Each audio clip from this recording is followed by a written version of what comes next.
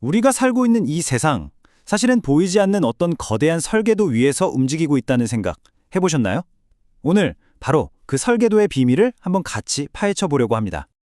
그러니까 매일매일 우리가 부딪히는 이 복잡한 세상을 진짜로 움직이는 힘은 대체 뭘까요? 물론 정부가 엄청난 힘을 가지고 있죠. 근데 그게 전부다? 라고 생각하면 사실은 진짜 거대한 그림의 아주 작은 한 조각만 보고 있는 거예요. 거대 기업들?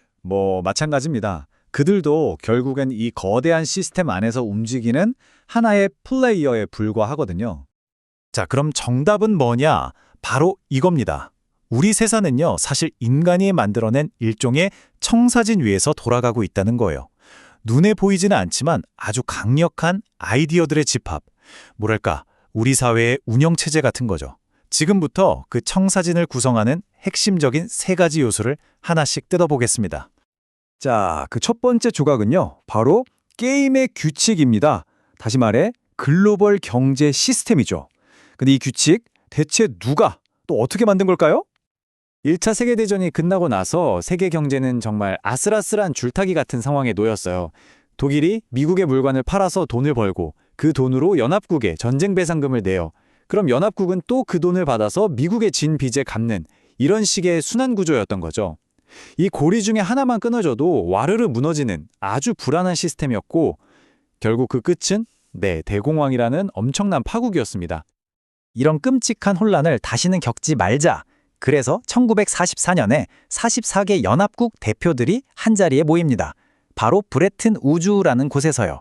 여기서 바로 세계 경제라는 게임의 새로운 룰, 그러니까 우리 세상의 새로운 청사진이 그려지기 시작한 겁니다. 그럼 여기서 어떤 시스템이 만들어졌냐? 한번 보세요. 핵심은 미국 달러였습니다. 모든 길은 달러로 통하게 설계됐어요. 미국 달러는 금에 딱 고정시키고 다른 모든 나라의 통화는 그 달러에 고정시키는 방식이었죠. 그리고 이 새로운 질서를 관리하고 감독하기 위해서 IMF, 국제통화기금과 세계은행이라는 두 명의 강력한 심판까지 만들었습니다. 자, 근데 왜 하필 미국 중심이었을까요? 이 숫자 하나면 모든 게 설명됩니다. 70%. 1947년에 미국이 전 세계 금 보유량의 70%를 가지고 있었어요. 이게 뭘 의미하겠어요? 그렇죠. 이 새로운 게임의 규칙은 사실상 미국이 혼자서 쓸 수 있었다는 얘기입니다. 자, 이렇게 게임의 규칙은 정해졌어요. 그럼 이 게임에서 이겼다, 졌다는 뭘로 판단할까요? 당연히 공식적인 점수판이 필요하겠죠?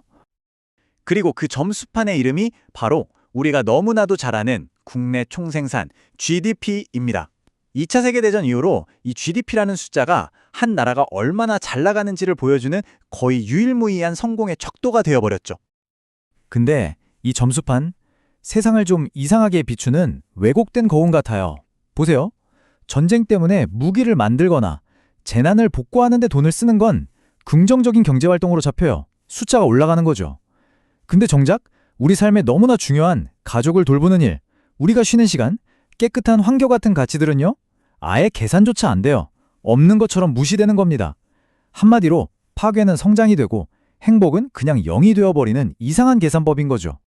결국 어떻게 됐을까요? 필립 맥마이클이라는 학자의 말처럼 발전이라는 게 오직 GDP 성장이라는 단 하나의 길만 있는 것처럼 되어버렸어요. 이건 보편적이고 자연스럽고 감히 누구도 의심할 수 없는 목표가 된 거죠. 그 과정에서 전 세계 수많은 사회가 오랫동안 소중하게 지켜온 다른 가치들은 그냥 쓸모없는 것, 뒤처진 것으로 평가절하되기 시작했습니다. 자, 이제 우리 청사진의 마지막 조각을 한번 맞춰볼까요?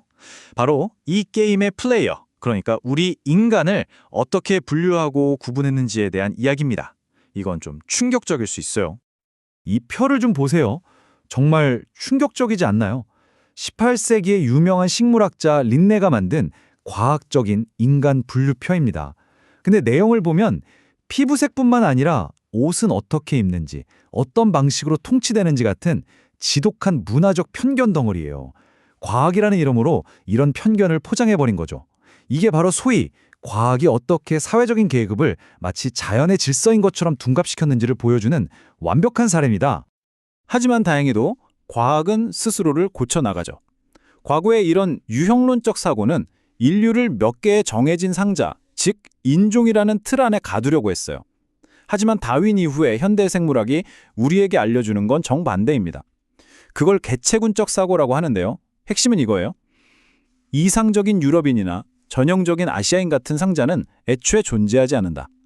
끝없이 다양한 우리 한 명 한 명의 차이가 바로 현실 그 자체다. 라는 거죠. 철학자 프란츠 파농의 이 말은 정말 핵심을 꿰뚫습니다. 흑인은 오직 백인과의 관계 속에서만 흑인이다. 이게 무슨 뜻일까요? 인종이라는 개념은 원래부터 자연에 있었던 게 아니라는 겁니다. 어떤 특정 집단이 다른 집단과의 관계 안에서 필요에 의해서 만들어낸 사회적인 발명품이라는 거죠. 자, 이제 우리가 지금까지 살펴본 세 개의 조각들을 하나로 합쳐볼 시간입니다. 드디어 우리 세상에 어떤 청사진 위에 세워져 있는지 그 전체 그림을 한번 완성해보죠. 첫 번째 조각, 불균형을 만들어내는 경제 시스템. 우리는 브레튼 우즈 체제에서 봤듯이 처음부터 특정 국가에 유리하게 설계된 말 그대로 기울어진 운동장 같은 경제 시스템 위에서 살고 있습니다. 두 번째 조각, 그 시스템이 만들어내는 진짜 비용, 그러니까 환경 파괴나 불평등 같은 문제들을 GDP라는 점수판이 아주 교묘하게 숨겨버립니다. 비유하자면 마치 화려한 카페 밑으로 온갖 더러운 쓰레기를 다 쓸어넣는 것과 같아요. 그리고 마지막 세 번째 조각. 이 모든 시스템은 인종이라는 이름으로 사람들을 위아래로 나눠놓은 인위적으로 만들어진 사회적 계급 위에서 돌아가고 있습니다. 그리고 이런 구분은 저 기울어진 경제 시스템을 정당화하는 데 아주 효과적으로 쓰여왔죠. 자, 이 세 조각이 딱 맞춰지면 어떤 그림이 보이나요? 바로 불균등 교환이라는 거대한 시스템입니다. 소위 핵심부 국가들은 자본을 중심으로 계속해서 이익을 얻고 주변부 국가들은 값싼 노동력과 원자재를 공급하는 역할에 묶이는 구조. 사실 이건 과거 식민지 시대의 착취 관계를 자유무역이라는 이름으로 그냥 현대적으로 재포장한 거나 다름없습니다. 하지만 우리가 여기서 꼭 기억해야 할 게 있습니다. 이 모든 건 무슨 자연의 법칙 같은 게 아니에요. 전부 인간이 만들어낸 아이디어일 뿐입니다. 아이디어로 만들어진 세상은 당연히 새로운 아이디어로 바꿀 수 있습니다. 그렇다면 마지막 질문은 바로 이것이겠죠. 지금의 이 청사진이 정답이 아니라면 우리, 바로 당신과 저는 앞으로 어떤 아이디어로 더 나은 세상을 함께 설계해 나가야 할까요?